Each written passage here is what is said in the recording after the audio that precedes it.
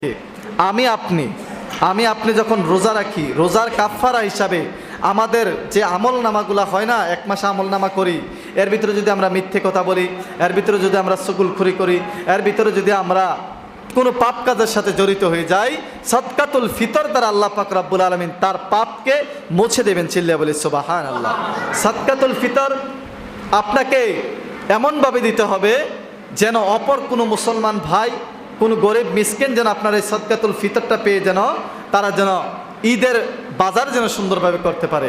আমরা অনেক সময় করি কি, সাদকাতুল ফিতর নিয়ে একদম ঈদের দিন সকালবেলা দেওয়ার চেষ্টা করি, আর আমরা সবাই তালাশ করি যে হুজুর সাদকাতুল ফিতরের শেষ পরিমাণটা কত, মানে আমরা কতটি আইছে, এবার সর্বনিম্ন কত আসছে। তো আমি আপনি যখন সাদকাতুল ফিতর খাদ্যদ্রব্য দিয়ে দিব, এটার আসবে 1 ক্রেট।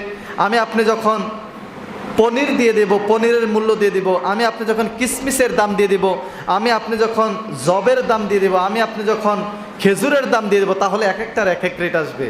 আপনি যদি খেজুর দিয়ে ধরেন, সাধারণত এমনও খেজুর আছে 1000-1500 টাকা কেজি, ঠিক না? আজওয়াজে খেজুর আপনি 1500 টাকা 1200 টাকার নিচে পাবেন না। তা আপনাকে যদি খেজুর দিয়ে দিতে হয়, তাহলে আমরা যে একশা বলি, একশা কথা বলি না, যে 52.5 তোলা 7.5 তোলা স্বর্ণ এবং 52.5 তোলা রূপার মালিক হলে, তো এটার কতটুক মালিক? এটা হচ্ছে যে প্রায় 85,000 টাকার মতো।